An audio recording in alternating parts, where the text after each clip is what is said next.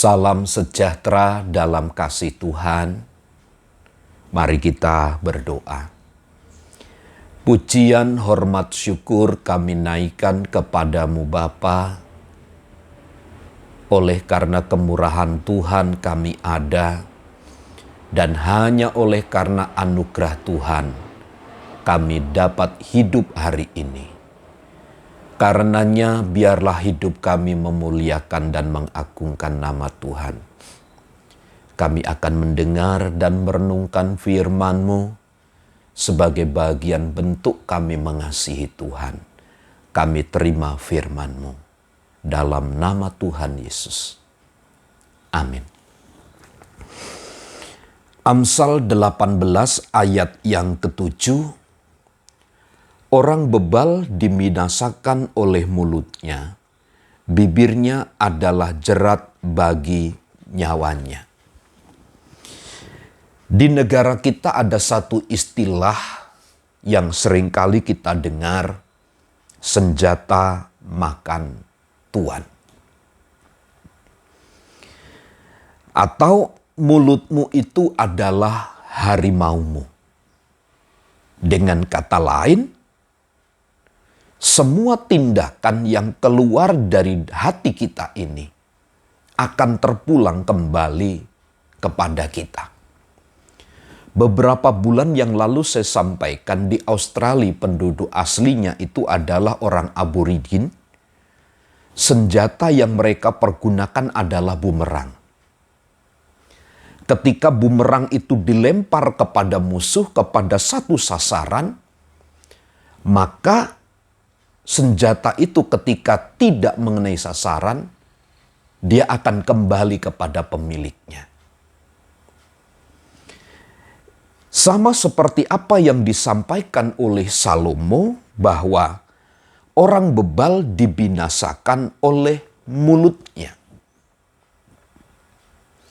Orang bebal itu suka mengeluarkan kata-kata tanpa ada satu pertimbangan. Orang bebal itu berkata-kata tanpa ada sebuah data kebenarannya. Nah, orang-orang bebal itu dibinasakan oleh mulutnya. Apa yang keluar dari mulutnya itulah yang akan membinasakannya. Bukan orang yang ada di sekitarnya, tetapi dirinya sendiri. Inilah pentingnya kita memperhatikan setiap kata-kata yang keluar. Sebab kata-kata yang keluar dari mulut kita itu akan menjadi batu ujian di kemudian hari.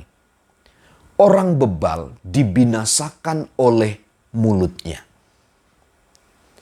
Senjata orang bebal adalah perkataannya itu sendiri. Dan dia dibinasakan oleh perkataannya itu. Bibirnya adalah jerat bagi nyawanya.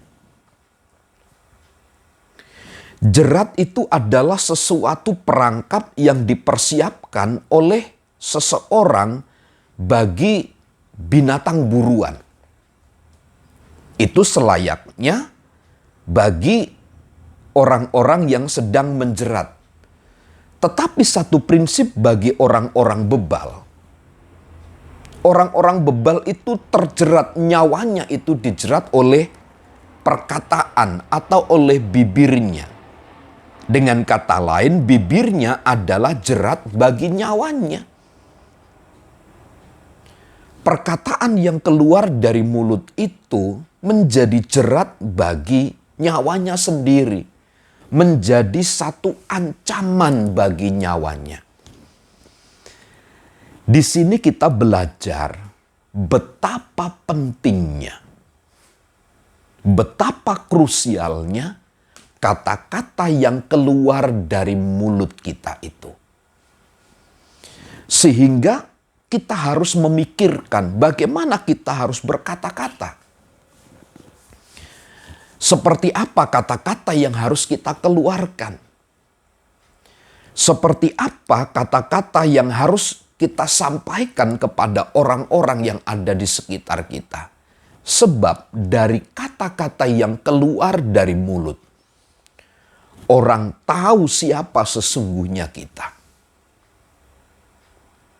Ketika perkataan kita suka membual, suka menyampaikan kata-kata bohong, suka menyampaikan kata-kata yang tidak benar, maka ada label bagi kita sebagai orang pembohong, orang tidak benar. Tetapi ketika kata-kata kita adalah kebenaran, maka ada satu label juga yang akan dikenakan, bahwa kita adalah orang-orang yang benar. Sekali lagi, bagi orang bebal, perkataannya itu menjadi jerat.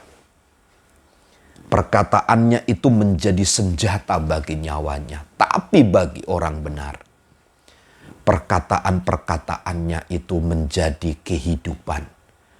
Perkataan-perkataan itu dapat menjadi keberlangsungan hidupnya. Itu sebabnya mari kita memperhatikan setiap kata-kata yang keluar dari mulut kita. Kiranya Tuhan dipermuliakan.